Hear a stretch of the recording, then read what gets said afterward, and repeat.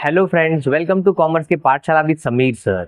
हम लोग material costing की लेक्चर सीरीज में इन्वेंट्री कंट्रोल टेक्निक देख रहे थे। उसमें भी हमने सबसे पहले स्टॉक लेवल देखा, उसके बाद हमने इकोनॉमिक ऑर्डर क्वांटिटी देखा और उसके बाद अब हम स्टॉक लेजर देख रहे हैं। मैंने इसका इंट्रोडक्शन पार्ट कवर किया है, आप ये लेक्चर से पहले उसका इंट्रोडक्शन पार्ट कवर कर लीजिए। अब स्टॉक लेजर की बात करता हूँ। स्टॉक लेजर में दो मेथड थी, that is FIFO and weighted average. तो आज हम एक प्रैक्टिकल क्वेश्चन करेंगे जिसमें हम फीफो मेथड समझेंगे कि एग्जैक्टली फीफो मेथड का कैलकुलेशन पार्ट कैसे आता है। तो स्टार्ट करने से पहले मैं एक बार फॉर्मेट डिस्कस कर लेता हूं। तो फॉर्मेट में कैसा आता है, सबसे पहले आपको एक डेट की कॉलम लगानी पड़ती है। उसके बाद आप जो भी परचेज करोगे मटेरियल को, तो उसको हम रिसीप्ट या परचेज कहेंगे। अब उसमें तीन कॉलम आएगी, क्वांटिटी, रेट और उसका अमाउंट आ जाएगा। उसके बाद आपने जो भी परचेज किया है, तो हो सकता है कि उसमें से आपने कुछ इशू किया हो प्रोडक्शन के लिए या बाहर सेल किया हो, तो अगली जो हमारे पास बॉक्स आएगा वो है इशू का, जिसको हम सेल भी कहते हैं। सेम उसमें भी तीन कॉलम आएगी, क्वांटिटी, रेट, अमाउंट। कितनी क्वांटिटी खरीदा, कितने रेट से, और उसका मल्टीप्लाई करके उसका अमाउंट निकालेंगे। उसके बाद जो हमारे पास आएगा वो है बैलेंस। ये हमारा गोडाउन टाइप होता है कि परचेज किया, उसके बाद उसमें से कितना हमने इशू किया, तो वो माइनस करने के बाद हमारे पास बैलेंस कितना बचता है, वो बैलेंस दिखाने के लिए हमारे पास ये लास्ट वाला बैलेंस का कॉलम होता है, जिसमें उसमें भी तीन कॉलम होती है, क्वांटिटी, रेट और अमाउंट। अब ये फीफो मेथड है। अब एक बात ध्यान रखनी है कि जब आप फीफो मेथड करोगे तो यहाँ पे आप जो भी आप सेल करोगे मींस इशू करोगे, वहां पे आपको माइनस करना है आपके बैलेंस के साथ, क्योंकि आपने परचेज किया था तब उसको इशू कर दिया तो वो माइनस हो जाएगा ना, उतना आपने दे दिया। ओके, तो मैं सबसे पहले क्वेश्चन रीड कर लेता हूं, उसके बाद हम सम को सॉल्व करते हैं। तो question, from the following information prepare store ledger and find out the value of closing stock as per FIFO method. आपको फीफो मेथड से ये स्टॉक लेजर अकाउंट बनाना है जो अभी मैंने डिस्कस किया आपको। ओके, सबसे पहले इसको देखो, आपको चार बॉक्सेस दिया हुआ है। सबसे पहले जिसमें डेट है, उसके बाद ट्रांजैक्शन है, फिर यूनिट्स है, रेट है। क्वेश्चन को स्टार्ट करने से पहले मैं एक जरूरी बात बता देना चाहता हूँ। फीफो मेथड में या आप पूरे स्टॉक लेजर में इस बात को ध्यान रखना है कि आप जो भी परचेज करोगे, तो जो भी आप परचेज करोगे उसका रेट आपको लेना है क्वेश्चन में से।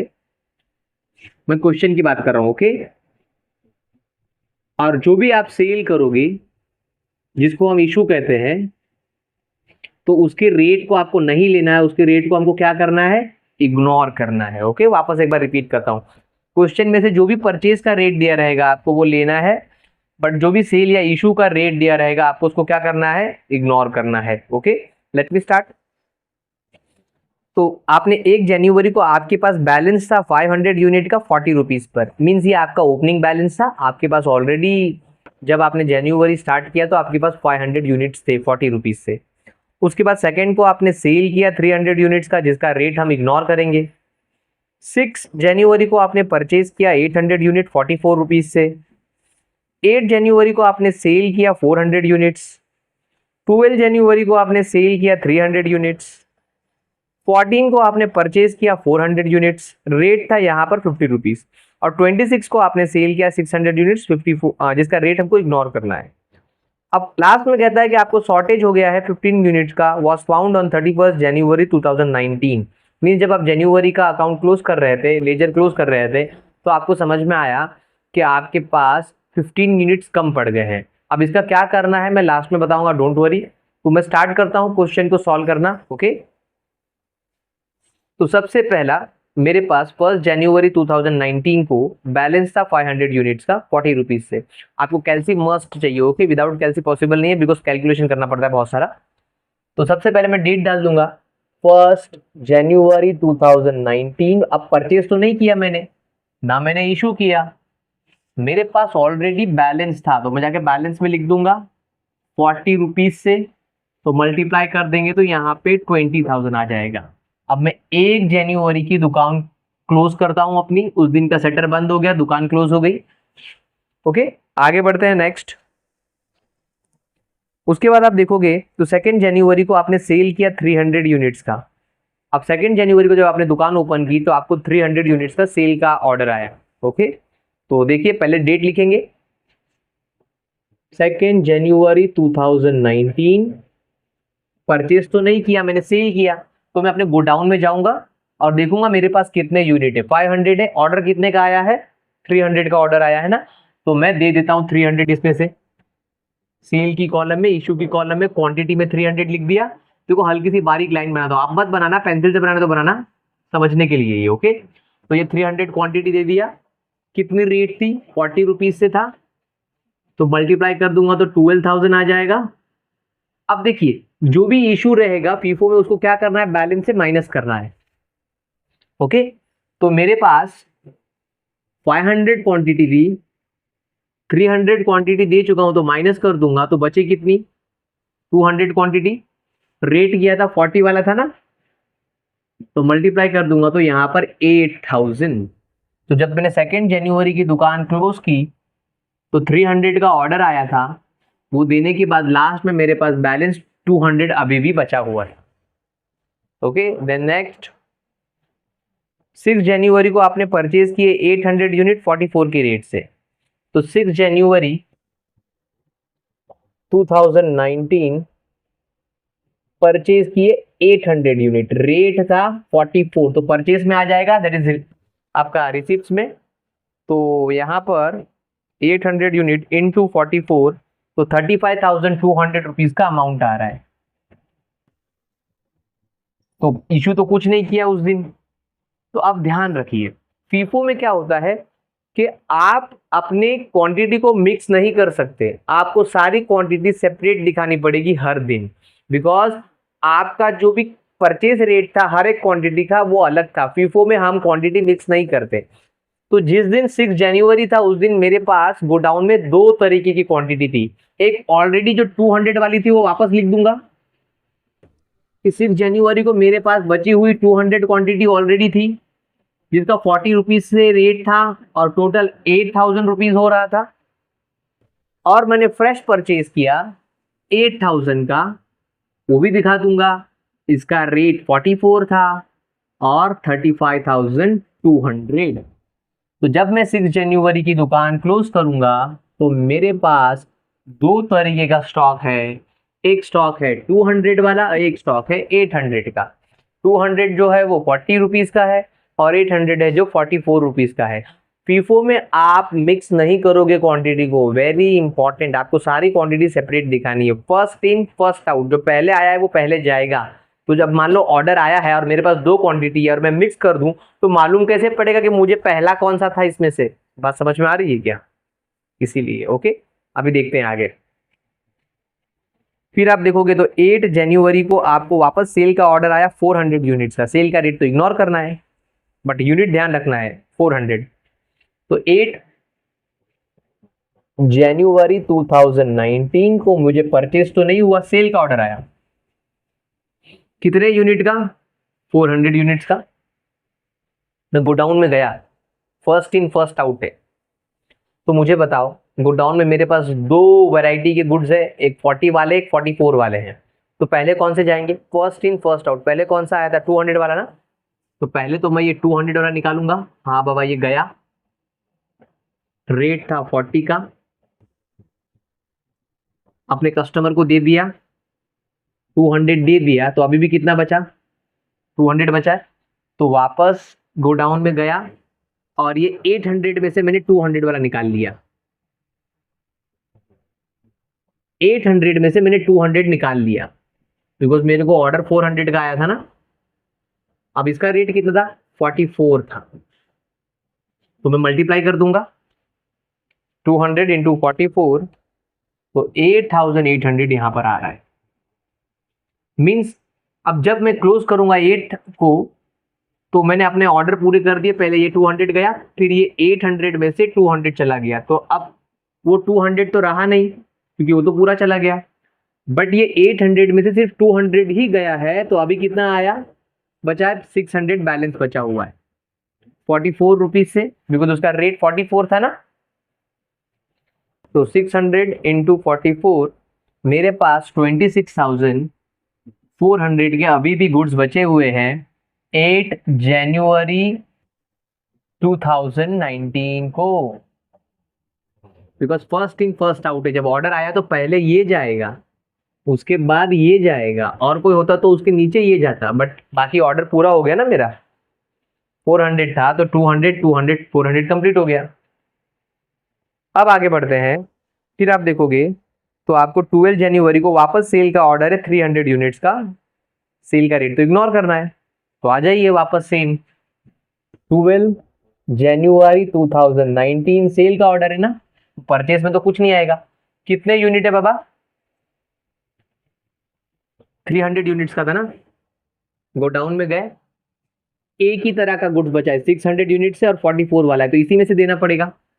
दो होते तो मैं पहला वाला देता, करेक्ट, बट अभी है ही नहीं, दो एक ही है, तो इसी में से दे दूंगा। तो यहां से मैंने 300 यूनिट निकाल लिए, रेट था 44, मल्टीप्लाई करूंगा तो 13,200 आ जाएगा। अब माइनस करना है ना, बिकॉज इतने 600 में से मैंने 300 इशू कर दिए तो माइनस हो जाएंगे। तो यहाँ पे कितना बचा? 300। देखो ध्यान रखना कि आप इशू के कॉलम के ऊपर माइनस का साइन दे दो, आप पेंसिल से अपने समझने के लिए, तो आपको समझ में आएगा कि बैलेंस में से इशू माइनस हो जाएगा। ओके, तो 600 में से 300 का ऑर्डर चला गया तो 300 बचा, 44 से तो 13,200 अभी भी बैलेंस है, और 12 तारीख की दुकान में क्लोज करता हूं। ओके, अब उसके बाद आगे बढ़ते हैं। 14 को आपने परचेज किया 400 यूनिट 50 रुपए से, तो आ जाइए परचेज का ऐड कर देते हैं। 14 जनवरी 2019 400 यूनिट परचेज किया 50 रुपीज से, तो यहां पर आ जाएगा 20,000। इशू कुछ नहीं किया। अब गोडाउन में वापस मेरे पास दो तरह के गुड्स हो जाएंगे, बिकॉज एक तो 300 वाले थे और एक नया फ्रेश परचेज किया, तो पहले मैं 300 वाले दिखा दूंगा कि मेरे पास 14 जनवरी को 300 वाले तो पहले से थे, जिसका 44 रेट था, और नया 400 यूनिट्स और आया 50 रुपीज वाला, और इसका रेट 50 रुपीज के हिसाब से 20,000 होता है टोटल अमाउंट। 14 को मेरे पास दो तरीके के गुड्स थे। ओके, अब आगे बढ़ते हैं नेक्स्ट। फिर कहता है सीधा 26 को आपको सेल का ऑर्डर आया 600 यूनिट्स का, ध्यान रखना 600 यूनिट्स का ऑर्डर आया है सेल का। ओके, 26 जनवरी को, तो मैं यहाँ पे पहले डेट डाल दूंगा 26 जनवरी 2019। अब परचेज में तो कुछ नहीं आएगा बिकॉज हमने सेल का ऑर्डर है। कितना सेल का ऑर्डर है? 600। तो पहले मैं गोडाउन में जाऊंगा, फर्स्ट इन फर्स्ट आउट। तो गोडाउन में दो तरह के गुड्स पड़े, 44 वाले 50 वाले। पहले कौन से जाएंगे? 44 वाले, तो पहले 300 निकाल लूंगा। ये लाइनें नहीं बनानी है आपको, लाइन बना रहा हूं मैं जस्ट समझाने के लिए। आपको बनानी तो आप पेंसिल से बना लेना, एग्जाम में नहीं बनानी है, वो समझाने के लिए बना रहा हूँ। ओके, तो ये 300 यूनिट चले गए 44 वाले। अब 300 तो बचे नहीं, बट 600 का ऑर्डर था, तो अभी तो मैंने 300 ही निकाले, अभी भी बैलेंस कितने हैं? 300 है। तो ये 300 अभी ये 400 में से निकाल लूंगा। तो देखिए इसमें से मैंने निकाल लिया और 300, बिकॉज मुझे और बैलेंस 300 देने थे। इसका रेट था 50 रुपीज, कितना हो जाएगा? 15,000। अब देखिए ये तो पूरा चला गया, बट इसमें से 400 में से 300 गए, तो अभी भी 100 बचे हुए हैं। रेट 50 वाला था, है ना, तो कितना हो जाएगा? 5,000।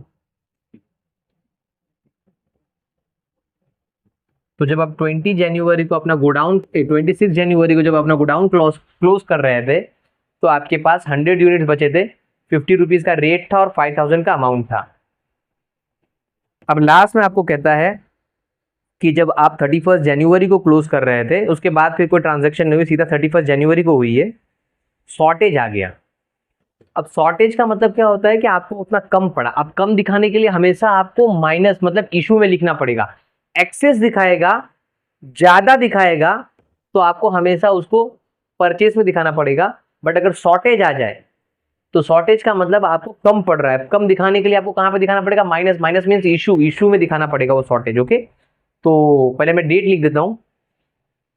डेट थी हमारी 31 जनवरी 2019। अब मुझे शॉर्टेज आ गया है, कितने यूनिट का शॉर्टेज था? 15 यूनिट्स का।